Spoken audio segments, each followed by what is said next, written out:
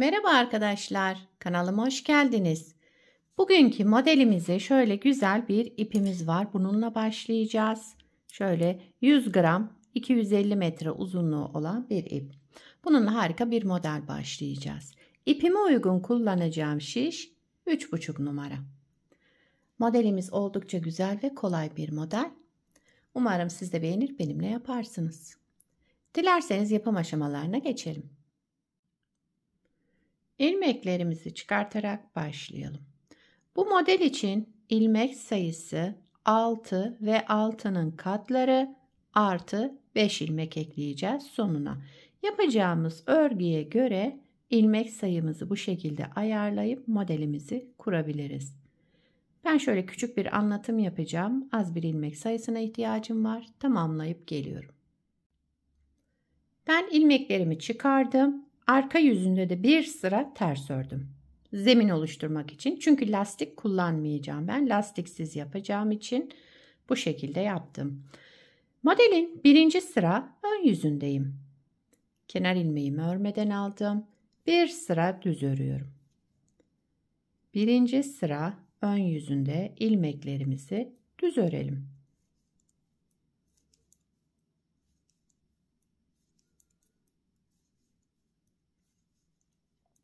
Sıra sonuna kadar ilmeklerimi düz ördüm.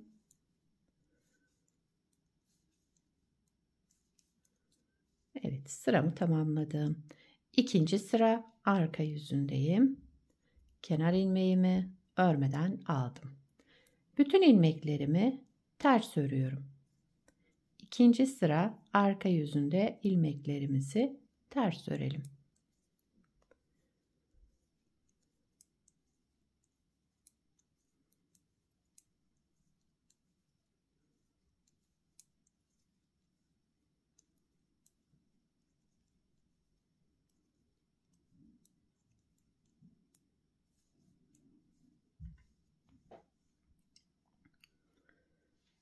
Üçüncü sıra ön yüzüne geçtim. Kenar ilmeğimi örmeden aldım. Bir ilmek artırma yaptım şöyle. Sıradaki 2 ilmeğimi düz örerek tek ilmek çıkardım. Çıkardığım ilmeği tekrar sol şişime taktım. Bakın şöyle.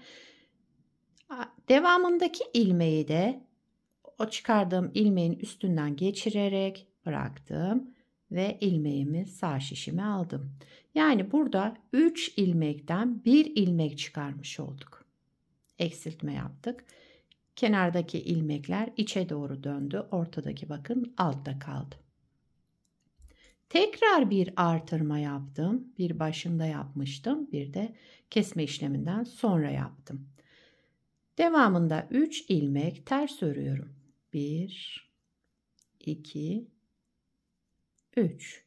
3 ilmek ters ördüm. Buraya kadar bir model arkadaşlar bakın. Bir ilmek artırma yaptım. Sıradaki 2 ilmeğimi düz örerek tek ilmeğe düşürdüm. Tekrar çıkardığım ilmeği sol şişime aldım ve devamındaki ilmeği de üzerinden geçirerek bıraktım. 3 ilmekten 1 ilmek çıkarmış oldum. Tekrar bir kez artırma yaptım. Tekrar burada 3 ilmeğimiz oldu. 3 ilmek ters örelim.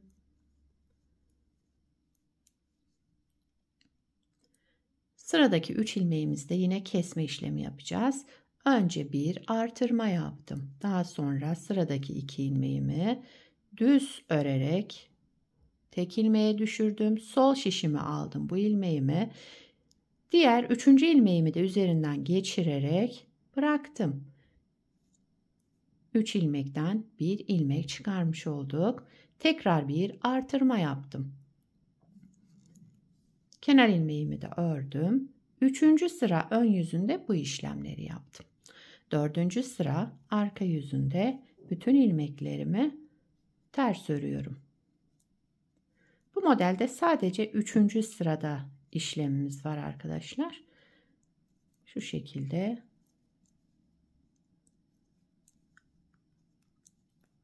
Yani farklı işlem yaptığımız sıra sadece 3. sıra. Diğer sıralarda ön yüzünde düz, arka yüzünde ters örerek devam ediyoruz. Ve modeli bir kez kurmuş olduğum modelimiz 4 sıradan oluşmakta.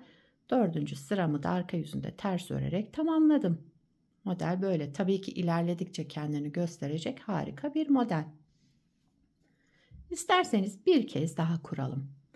Modelin 1. sıra ön yüzündeyiz. Kenar ilmeğimi örmeden aldım. Sıra sonuna kadar ilmeklerimi düz örüyorum.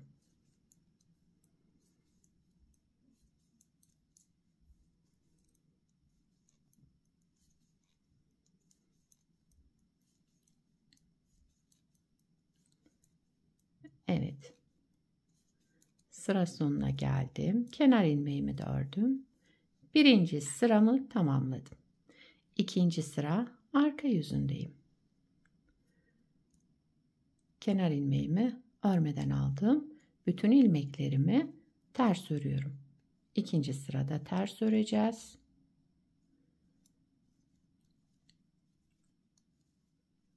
Evet, sıra sonuna doğru devam ediyorum.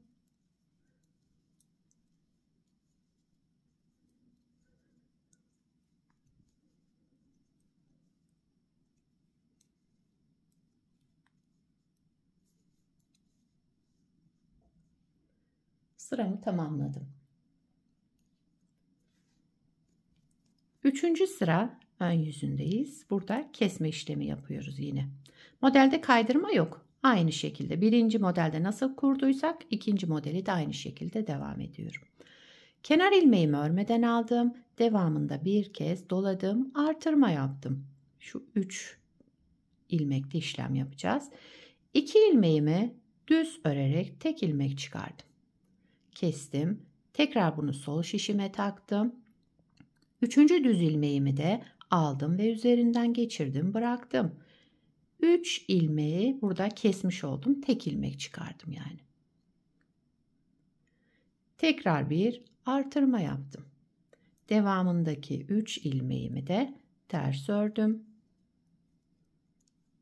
3 ilmeği ters ördüm. Yine aynı işlemi yapacağım. Önce bir artırma yaptım. Devamındaki 2 ilmeğimi düz örerek kestim. Tekrar sol şişime taktım çıkardığım ilmeği. Sıradaki ilmeği de üzerinden geçirerek bıraktım. Bir artırma yaptım. 3 ilmek ters ördüm. 2 3 bir ilmek artırma yaptım. Sıradaki 2 ilmeğimi ikisini bir düz örerek tek ilmek çıkardım. Tekrar sol şişime aldım, çıkardığım ilmeği sıradaki ilmeğimi de üzerinden geçirerek bıraktım. Ve sol şişimdeki ilmeğimi sağ şişime tekrar aldım ve bir kez artırma yaptım yine.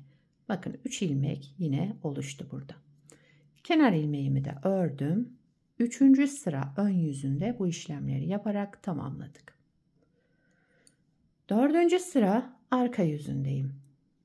Kenar ilmeğimi örmeden aldım.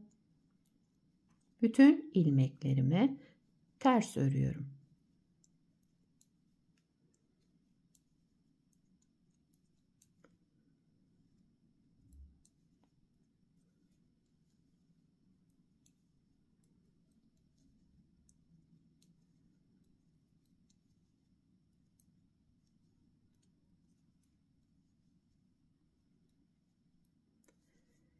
Kenar ilmeğimi de ördüm. Modeli ikinci kez kurmuş olduk. Bakın model yavaş yavaş oluşmaya başladı. Gayet güzel. Yapımı da oldukça kolay. Bir parçada daha önce örmüştüm. Onu hemen size göstereyim. Şu parçamı da daha önceden hazırladım. Bu beraber yaptığımızı lastiksiz yaptık arkadaşlar. Bakın. Direkt modeli kurduk. Bunda da tekstil tipi lastik kullandım. Üzerine modeli kurdum. Modelin arka yüzü de şu şekilde. Şöyle gayet güzel, temiz bir görüntüsü var kenar ilmeklerimiz. Yakadan başlama örgülerinizde şöyle bir görüntü elde edersiniz. Bu lastikle de gayet uyum sağladı. Bakın modelinde de şöyle haroşalar olduğu için haroşalı lastik de gayet güzel uyum sağladı diye düşünüyorum. Bu modelden yelek yapabilirsiniz, hırka yapabilirsiniz, etol şal yapımında kullanabilirsiniz. Yani yetişkin örgülerinde, çocuk örgülerinde hepsinde kullanabileceğiniz kullanışlı, yapımı da oldukça kolay, zevkli bir model. Sizler de nelerde kullanacaksınız onları yorumlarda belirtirseniz sevinirim. Beni buraya kadar izlediyseniz arkadaşlar bir beğeni yapmayı, yorum yapmayı, beni desteklemeyi unutmayın. Bir de hangi ilden, hangi ülkelerden izliyorsunuz yorumlarda belirtirseniz mutlu olurum. Yapacak olanlara kolay gelsin. Bir sonraki videoda görüşmek üzere. Hoşça kalın.